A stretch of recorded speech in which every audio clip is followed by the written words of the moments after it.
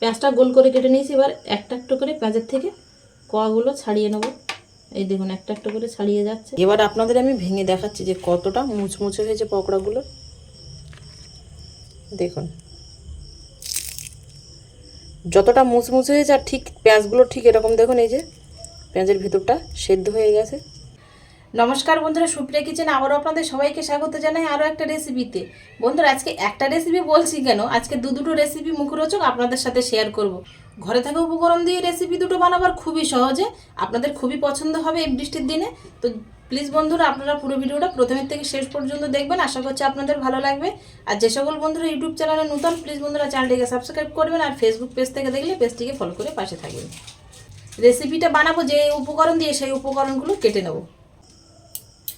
পেঁয়াজের ওপরের খোসাটা ছাড়িয়ে নিয়েছি, পেঁয়াজটা গোল করে করে কাটবো। আর সেই সঙ্গে দুটো টমেটোর পকোড়া বানাবো, তো টমেটোগুলো কেটে নেবো। তবে টমেটোগুলো 4 ফালি করে কাটবো।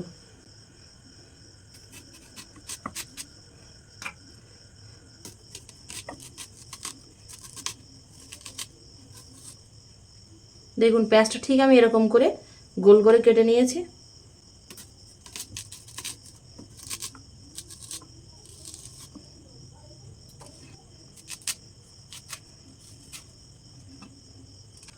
পেঁয়াজটা গোল করে কেটে নিয়েছি। এবার একটা একটা করে পেঁয়াজের থেকে কোয়াগুলো ছাড়িয়ে নেব। এই দেখুন একটা একটা করে ছাড়িয়ে যাচ্ছে, একদম একটা একটা রিংয়ের মতো হয়ে গেছে।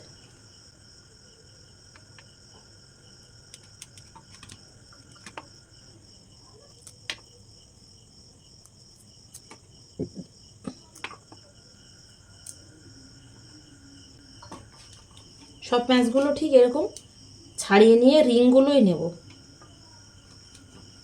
আর বাকিগুলো আমি পরে রান্নার কাজে লাগিয়ে নেব। টমেটোগুলো 4 ফালি করে কেটে নেব।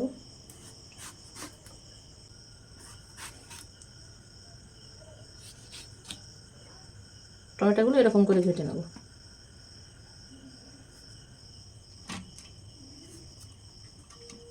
সবগুলো কেটে নিয়েছি। আলাদা একটা পাত্রে 1 বাটি বেসন নিয়ে নেব। সাদা লবণ, কালো লবণ, হলুদ গুঁড়ো, লঙ্কার গুঁড়ো, গরম মশলা গুঁড়ো, গোলমরিচ গুঁড়ো, জিরে গুঁড়ো, ঠিক এরকম 1 চিমটি খাবার সোডা, হাফ চামচ আদা রসুন বাটা। জল দিয়ে এবার একটা থকথকে ব্যাটার বানিয়ে নেব।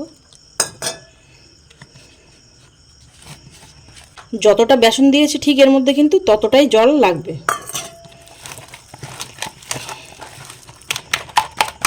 খুব ভালো করে এইভাবে ফাটিয়ে নেব। বেসনের ঘনত্বটা দেখুন ঠিক বন্ধুরা আমি এরকম রেখেছি, এর থেকে হালকা করব না। পকোড়ার জন্য বেসনের ব্যাটারটা একদম রেডি হয়ে গেছে। গ্যাস ধরিয়ে কড়া বসিয়ে দিয়েছি, গরম হয়ে গেছে। সাদা তেল দিয়ে দেবো ভাজার জন্য।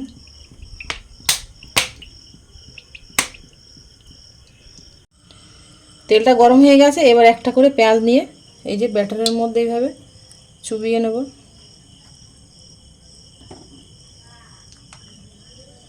এইভাবে নিয়ে গরম তেলের মধ্যে দিয়ে দেবো।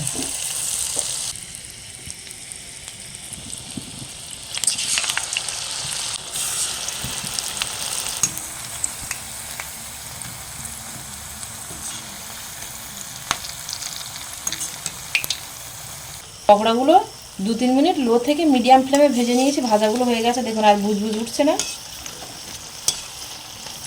এবার তুলে নেব।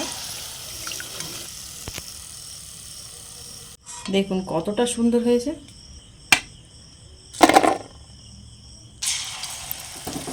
বাকিগুলো দিয়ে একইভাবে ভেজে নেব। পেঁয়াজের পকোড়াগুলো সব ভেজে নিয়েছি। এবার টমেটোর পকোড়াগুলো ভেজে নেব। টমেটো নিয়ে একটা একটা এরকম ব্যাটারের মধ্যে দিয়ে এইভাবে চুবিয়ে নেব।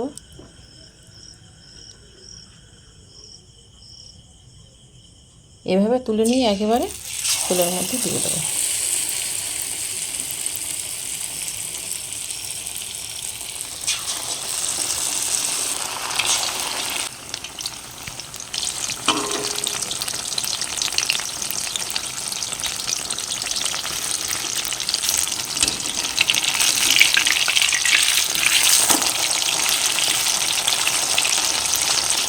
টমেটোর পকোড়াগুলো মিডিয়াম ফ্লেমে 3-4 মিনিট ভেজে নিয়েছি। দেখুন বেশ কালারটা এরকম লাল হয়ে এসছে, ভাজাও হয়ে গেছে। এবার তুলে নেব।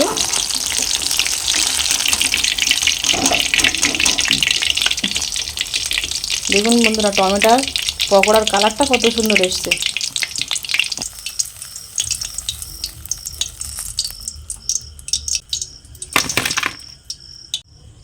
পকোড়াগুলো সব ভেজে নিয়েছি। দেখুন বন্ধুরা, দেখতে কতটা লোভনীয় লাগছে। এবার আপনাদের আমি ভেঙে দেখাচ্ছি যে কতটা মুচমুচে হয়েছে পকোড়াগুলো।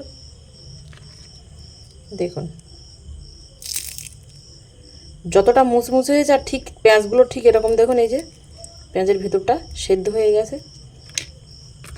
আর সব পকোড়াই দেখুন এরকম মুচমুচে হয়েছে। আর টমেটোর পকোড়াগুলো দেখুন ঠিক এরকম মুচমুচে হয়েছে।